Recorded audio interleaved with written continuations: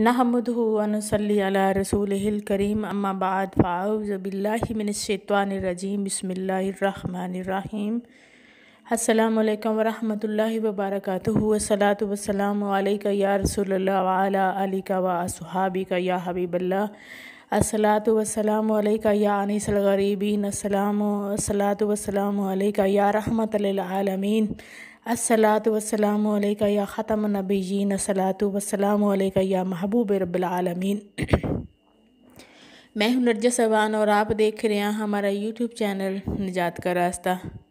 परवरदिगार से दुआ है कि हर एक मुसलमान को अपनी बारगाह से हलाल तैयब रिज़्क़ अता फ़रमाए और जो बेरोज़गार हैं उनको रिज़्क़ कमाने के बहुत अच्छे से अच्छे ज़राया मुहैया फ़रमाए और हर एक भटके हुए इंसान को सिरात मुस्तकीम पे चलने की तौफ़ीक़ अता फ़रमाए और हर घर में अमन व सुकून और इत्तेफ़ाक मोहब्बत तमाम फैमिलीज़ में, तमाम ख़ानदानों में इत्तेफ़ाक मोहब्बत पैदा फ़रमाए। वीडियो शुरू करने से पहले मैं आप सबसे ये रिक्वेस्ट करती हूँ कि हमारा चैनल निजात का रास्ता को लाज़मी सब्सक्राइब कीजिए, वीडियो को देखिए, बेल आइकन को लाज़मी प्रेस कीजिए, वीडियो को दूसरों के साथ शेयर कीजिए। ये इस्लामी चैनल है, सपोर्ट करके आप भी अजर अज़ीम हासिल कीजिए। आज की वीडियो में हम बात करेंगे कुर्बानी के हवाले से, चूँकि ये ज़िलहज का महीना है तो कुर्बानी के हवाले से बात करेंगे कि किन लोगों को कुर्बानी जो है वो अगर उन पे वाजिब है, उन पे फ़र्ज़ है तो वो कुर्बानी ना दें तो उनको क्या, उसके बारे में हदीस मुबारक में क्या है, और जो लोग कुर्बानी नहीं दे सकते उनके बारे में क्या इरशाद मुबारक है। कुर्बानी के निसाब आम तौर पर आपको पता है कि 52 तोले चांदी के हिसाब से कहा गया है, लेकिन ये निसाब कोई मुकर्रर नहीं है।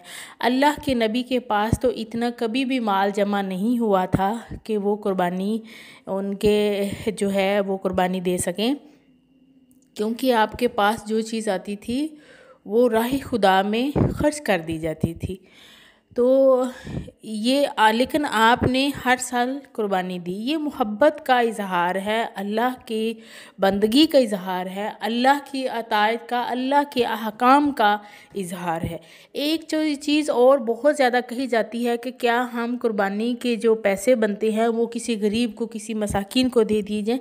तो पूरा साल इसके लिए ये आप कर सकते हैं, पूरा साल कि आप अल्लाह की राह में दूसरों की मदद करें। सबसे पहले अपने ख़ानदान में देखें जो हकदार हैं, जो मुस्तहिक हैं इस चीज़ के, उनको आप उनकी मदद कीजिए। लेकिन इस दिन 10 ज़िलहिज को अल्लाह रब्बुल आलमीन चाहता है कि आप अपनी पसंदीदा चीज़ को बहुत प्यार से, वो गाय है, वो बछड़ा है, वो बकरा है, दुम्बा है, तो आप उसको बहुत प्यार से पालें, बहुत प्यार से पाल के इस दिन मेरी राह में वो कुर्बान करें और उसका गोश्त मेरे लोगों में तकसीम कर दिया जाए। ये भी एक देखने में बहुत आया है। कुर्बानी तो हमने बहुत ज़्यादा शौक़ से की, कुर्बानी करने के बाद जो उसका गोश्त हुआ वो सारे का सारा उठाया और अपने घर में सारे का सारा फ्रीज़र में डाल लिया और वो पूरे साल ही चलता रहता है निज़ाम। ये बात गलत है। और बाकी घर का एक फ़र्द अगर ज़्यादा इस्तेदाद नहीं है तो घर का एक फ़र्द के नाम की कुर्बानी दे देने से भी, एक कुर्बानी घर में से एक कुर्बानी दे देने से भी ये हक़ हमारा अदा हो जाता है। और जो साहिब इस्तेताद हैं, जो जिनके पास अल्लाह पाक ने उनको रिज़्क़ दिया हुआ है, उनके बारे में हदीस मुबारक है। नबी अकरम सल्लल्लाहु अलैहि वसल्लम ने फरमाया कि जिनको रब ने इतना रिज़्क़ दिया हुआ है कि वो कुर्बानी दे सकते हैं और वो इसके बावजूद कुर्बानी नहीं देते, तो वो ईद के दिन ईदगाह की तरफ मत आए, मुसलमानों की ईदगाह में मत आए, यानी कि वो ईद की नमाज अदा जो फ़र्ज़ है वो अदा ना करने आए और ना ही किसी को ईद मुबारक कहें। तो ये देखें, ये मोहब्बत का इजहार है और अल्लाह की राह में ख़र्च करने की बात है। ये बात नहीं है कि हमने कुर्बानी की और उसका गोश्त जो है वो संभाल के रख लिया।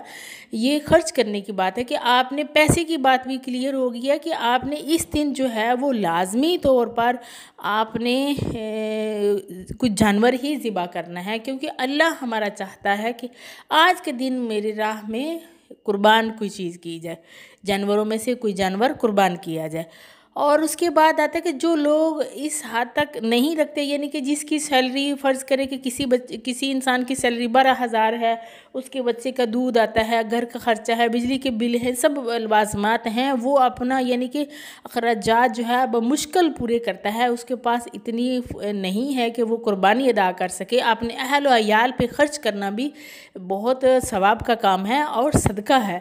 तो उसको अपने अहल व अयाल को पे ख़र्च करने के बाद इतने पैसे नहीं बचते कि वो ख़र्च कर सके। तो उसके बारे में एक नबी अकरम सल्लल्लाहु अलैहि वसल्लम के पास एक शख्स आया और अर्ज़ की कि रसूलुल्लाह सल्लल्लाहु अलैहि वसल्लम, मैं कुर्बानी करना तो चाहता हूँ, लेकिन मेरे पास इतना माल नहीं है कि मैं कुर्बानी कर सकूँ। तो आप सल्लल्लाहु अलैहि वसल्लम ने फरमाया कि इस्लाम बहुत खूबसूरत चूँकि मज़हब है, तो अल्लाह के नबी ने फरमाया कि आप अपने नाखून, अपने बाल जब ज़िलहिज का चांद नज़र आ जाए तो मत काटो, और ईद की नमाज़ पढ़ लेने के बाद अपने बाल, अपने नाखून तराशो और पोशीदा बालों को उतारो।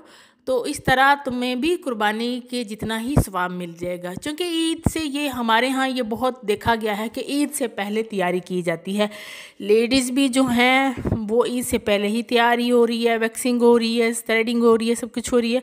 तो आप सबसे ये मेरी रिक्वेस्ट है, बच्चों को भी है ताकि ईद से पहले ही तैयार कर लिया जाता है। बालों की कटिंग सुबह ईद होती है तो आज के दिन जो हजाम हैं उनके पास इतना ज़्यादा रश होता है, बहुत ज़्यादा। अल्लाह के नबी ने फरमाया कि ये हुक्म जो है ना सिर्फ जो कुर्बानी अदा नहीं कर सकते, जो कुर्बानी देते हैं उनके लिए भी है कि अगर वो पूरे 10 दिन अपने बाल ना तो अपने नाखून तराशते हैं, ना ही अपने बाल काटते हैं, और ना ही अपने पोशीदा बालों को उखाड़ते हैं, तो और ईद की नमाज़ पढ़ लेने के बाद ये उतारते हैं, तो उनको कुर्बानी अदा करने जितना सवाब खुदा की तरफ से मिलेगा। ये देखिए कितना खूबसूरत है। परवरदिगार से दुआ है कि सबको कुर्बानी अदा करने की तौफीक अता फरमाए, आमीन। और दूसरी चीज़, प्लीज़ दिखावे से गुरेज़ कीजिए कि आपने जानवर लिया, उसको कुर्बान किया, और ये दिखावे के ज़मरे में इसको ना मत लाइए। और अल्लाह पाक की राह में चूँकि हम मुसलमान ये कुर्बानी कर रहे होते हैं, तो खुदा की खुशनुदी के लिए ही सब कीजिए। कुदूरतों को, नफ़रतों को भुलाकर, दिखावे को भुलाकर सिर्फ़ खालिस्तन अल्लाह के लिए ये काम कीजिए।